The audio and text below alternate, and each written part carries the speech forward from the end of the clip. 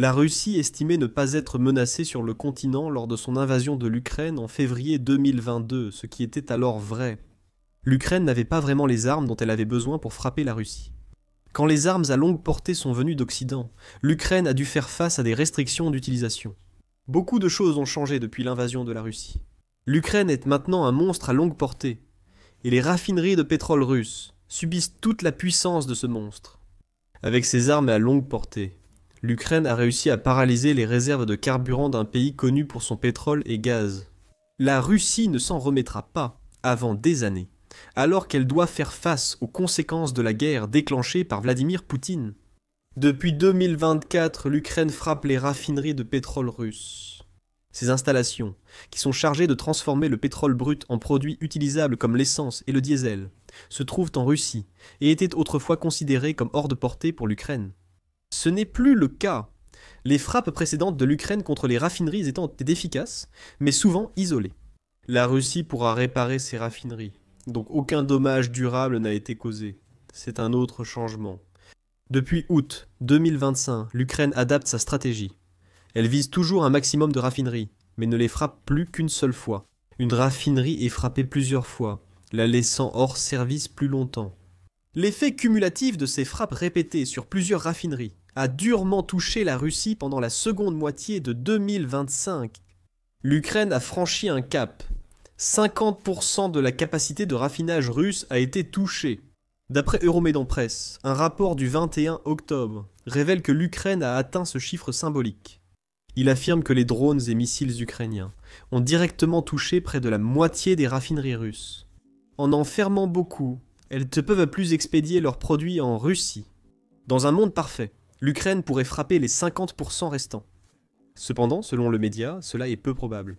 L'autre moitié des raffineries russes sont trop éloignées de l'Ukraine, ou déjà à capacité réduite, donc pas prioritaire pour les drones.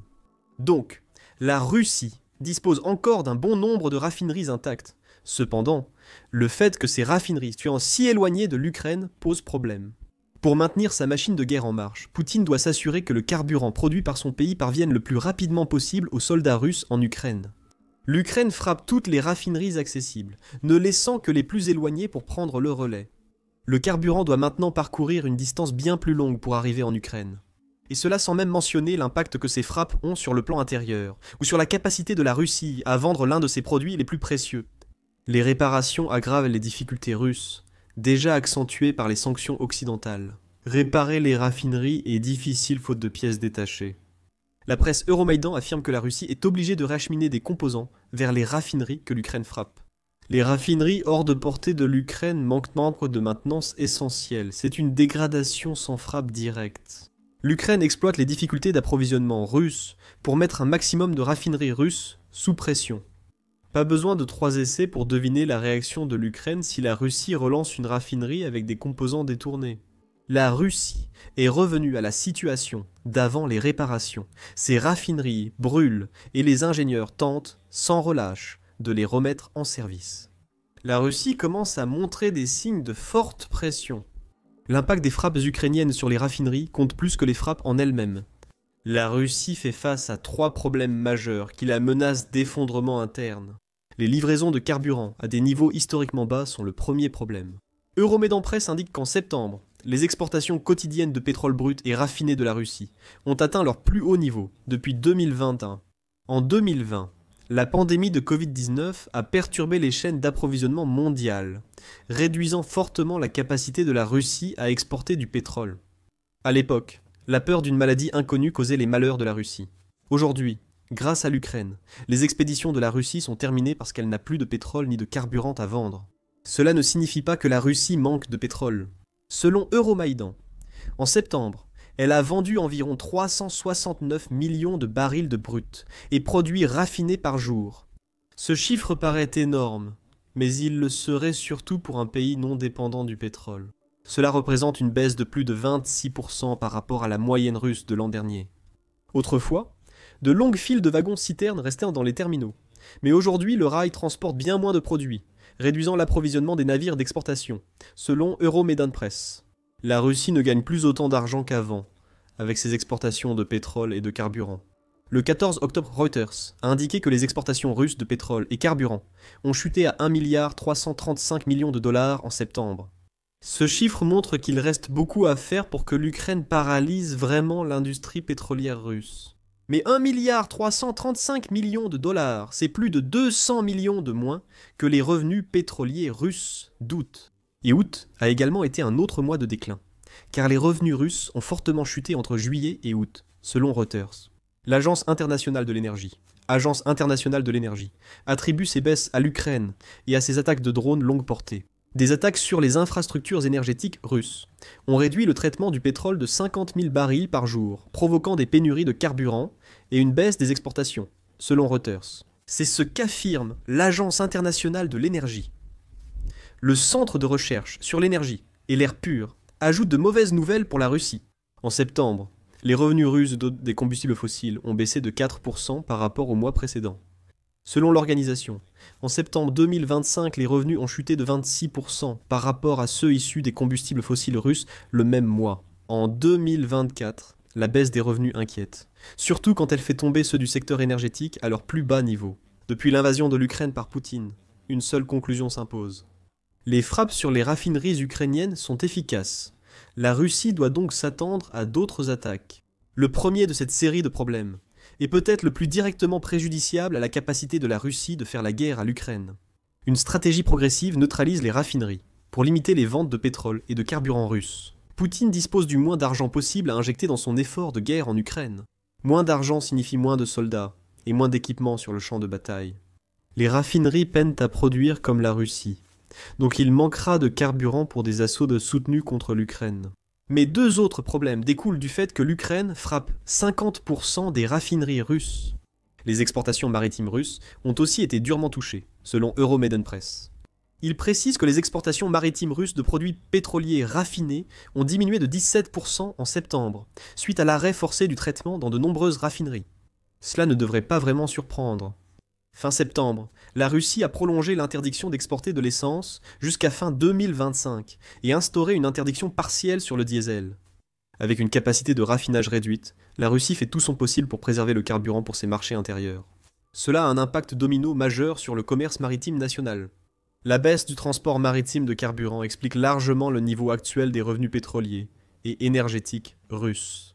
Cependant, un problème encore plus grave semble attendre la Russie. Outre les raffineries, l'Ukraine a aussi visé des ports et installations de chargement russes dans sa campagne pour détruire l'infrastructure énergétique de la Russie. Ce type de frappe crée des risques pour le transport maritime. Avec un risque accru, la Russie doit payer plus pour assurer ses ports et navires. Lorsque les escales dans les ports et les navires deviennent peu fiables, les assureurs augmentent les primes pour limiter la couverture des voyages, en particulier pour les vieux pétroliers de la flotte fantôme qui naviguent mais avec des documents peu clairs. Les commerçants doivent trouver une assurance plus chère et rare, ou utiliser des navires moins fiables avec une couverture limitée ou étatique. En retardant les expéditions et en augmentant le coût de chaque baril transporté, rapporte Euromaidan Press. C'est l'augmentation du coût du transport de chaque baril qui inquiétera la Russie. En juillet, le Royaume-Uni et l'Union européenne ont fixé un nouveau plafond de 4 760 $ sur le pétrole russe. La Russie ne peut donc obtenir que 4 760 $ par baril de brut vendu à un pays sanctionnant. Bien sûr, tout l'intérêt de la flotte fantôme est là. Elle permet à la Russie de vendre son pétrole et son carburant à des pays qui ne lui ont pas imposé de sanctions, comme la Chine et l'Inde. Mais ces deux pays se réjouiront du plafonnement des prix plus bas. Ils savent qu'ils ont un levier sur la Russie, et peuvent exiger des réductions aux vendeurs de pétrole russes. Sinon, ils n'achèteront pas. La Russie doit accorder ces réductions. Lorsque le coût d'expédition d'un baril augmente à cause de l'assurance, ces réductions compliquent la rentabilité de la Russie sur ses ventes de pétrole et de carburant. La Russie finit par devoir expédier son pétrole à un prix très proche de la perte, ou abandonner la vente, comme elle l'a fait pour son essence et diesel. Les effets de ce déclin du commerce maritime sont clairs, affirme Euromaidan Press. Rien qu'en septembre, on a constaté une baisse totale de 153 millions de barils qui auraient été vendus via les routes maritimes. Le média indique qu'en un mois, 12 milliards de dollars ont disparu. Parce que la Russie ne peut ou ne veut plus expédier autant par mer qu'avant. Nous avons évoqué il y a un instant les interdictions imposées par la Russie sur la vente d'essence et de diesel. Il y a une raison majeure à cela, et cela remonte aux frappes dévastatrices de l'Ukraine contre les raffineries. Pour présenter la troisième conséquence majeure des actions de l'Ukraine, la Russie fait face à une crise intérieure du carburant. Les interdictions d'exportation réduisent clairement les revenus que la Russie tire de la vente de ses produits pétroliers raffinés. La Russie est également contrainte de limiter la quantité de carburant qu'elle vend à sa propre population. RBC Ukraine a rapporté ces limitations le 21 octobre, précisant que 3 autres régions russes restreignent aussi la vente de carburant, s'ajoutant à plusieurs autres qui avaient imposé des restrictions similaires en septembre et au début du mois d'octobre. Les restrictions touchent dans toutes les stations-service de la société régionale Baïkal, dans les régions d'Irkoutsk, Baratia et le kraï de Zabokalski en Russie. Les conducteurs de ces régions sont limités à 20 litres d'essence ordinaire, 92 par personne, souvent insuffisant pour un quart de réservoir. Baïkal est alimenté par Rosneft et Gazprom, 2 grandes compagnies énergétiques russes. Elle dit avoir dû imposer ses limites à cause des perturbations des livraisons de carburant par ces compagnies. Baïkal n'a pas donné de calendrier pour la levée de ces restrictions. Pour l'instant, ces mesures sont indéfinies. Baïkal n'est pas le seul réseau de stations-service russes à imposer ses limites. Le réseau Korz a agi de même dans ses régions d'activité. RBC. Ukraine rapporte désormais des pénuries d'essence dans 57 régions russes. Ce problème n'est pas local, il est national. Et cela se produit parce que l'Ukraine continue de détruire les raffineries qui fournissent le carburant, dont les citoyens russes ont besoin pour leurs véhicules. Les files d'attente grandissent, les stocks baissent, et le carburant coûte plus cher aux clients. C'est un aspect totalement différent de la stratégie de l'Ukraine. Laisser la Russie avec moins de pétrole, de produits pétroliers à vendre à l'étranger, réduit considérablement les revenus que Poutine peut taxer pour financer sa guerre en Ukraine. Mais avec les citoyens russes, touchés par les pénuries dues à l'Ukraine, Poutine fait face à un problème plus dangereux, gérer les troubles internes. Ces troubles ne pousseront peut-être pas le Russe moyen à vouloir renverser Poutine, mais pourraient suffire à lui mettre la pression pour qu'il arrête l'invasion. L'Ukraine ne s'arrêtera pas et continuera de frapper les raffineries accessibles aussi fort et souvent que possible. Ces raffineries sont déjà limitées. L'Ukraine cible aussi davantage les dépôts de carburant russes. Avec des raffineries hors service, ces dépôts deviennent des cibles clés, car le carburant y attend avant d'être expédié. Des images satellites révèlent d'importants incendies dans des dépôts et sites ferroviaires endommagés, selon Euromaidan Press. C'est astucieux de la part de l'Ukraine. Elle sait qu'elle peut viser les raffineries russes, et après de nombreux succès, elle constate que la Russie manque de défense aérienne suffisante pour stopper ces attaques. L'Ukraine peut désormais observer et attendre, surveillant les réparations russes, avant d'attaquer à nouveau toute raffinerie relancée. Elle va donc se concentrer sur le carburant déjà détenu par la Russie. Détruire les dépôts supprime le carburant déjà réservé par la Russie pour l'exportation. Le marché intérieur, ou ses troupes en Ukraine. Le carburant perdu ne peut être remplacé facilement à cause des frappes ukrainiennes sur les raffineries, ce qui met la Russie sous pression.